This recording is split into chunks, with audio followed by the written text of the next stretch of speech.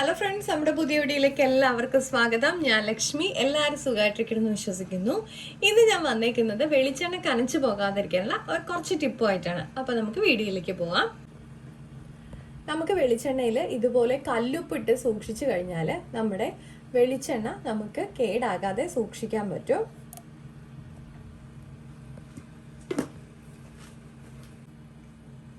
അതുപോലെ തന്നെ നമുക്ക് 5-6 കുരുമുളകിന്റെ തരി ഇട്ട് കൊടുത്താലും നമ്മുടെ വെളിച്ചെണ്ണ കേടാകാതെ സൂക്ഷിക്കാൻ പറ്റും.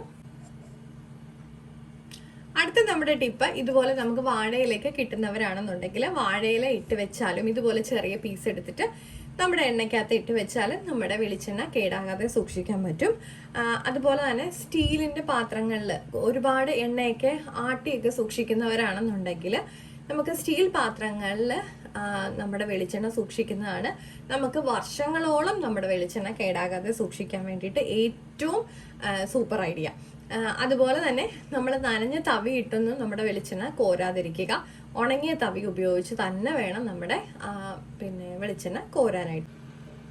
അതുപോലെ തന്നെ നമ്മൾ വെളിച്ചെണ്ണയൊക്കെ എപ്പോഴും എടുക്കുന്ന ഇതുപോലെയുള്ള കുപ്പികളിലായിരിക്കുമല്ലോ നമ്മൾ ഒഴിച്ചു വെച്ചേക്കുന്നത്, അത്യാവശ്യം എടുക്കാൻ വേണ്ടിയിട്ട്.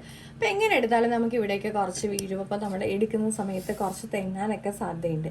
അപ്പം നമ്മൾ യൂസ് ചെയ്യാതെ മാറ്റി വെച്ചേക്കുന്ന ഏതെങ്കിലും സോക്സൊക്കെ, അതായത് പഴകിയ സോക്സൊക്കെ ഉണ്ടെന്നുണ്ടെങ്കിൽ നമുക്ക് അതൊരെണ്ണത്തിലേക്ക് നമ്മുടെ ഈ കുപ്പി ഒന്ന് ഇറക്കി വെച്ചു കൊടുക്കാം.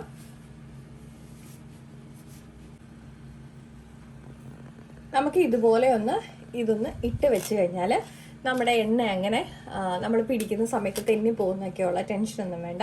ആഴ്ച ഒരു ദിവസം അല്ല 2 ആഴ്ച കൂടുമ്പോഴൊക്കെ ഇതൊന്ന് എടുത്ത് വാഷ് ചെയ്തതിന് ശേഷം നമുക്ക് വേറെ സോക്സ് വേണമെന്നുണ്ടെങ്കിൽ ഇട്ട് കൊടുക്കാം. അപ്പോൾ നമ്മുടെ ഇന്നത്തെ വീഡിയോ ചെറിയ വീഡിയോ ആണ്, പക്ഷെ എല്ലാവർക്കും യൂസ്ഫുൾ ആണെന്ന് വിശ്വസിക്കുന്നു. അപ്പോൾ ലൈക്ക് ചെയ്യാനും ഷെയർ ചെയ്യാനും കമൻറ്റ് ചെയ്യാനും സബ്സ്ക്രൈബ് ചെയ്ത് സപ്പോർട്ട് ചെയ്യാനും മറക്കല്ലേ. അടുത്ത ആഴ്ച വീണ്ടും കാണാം.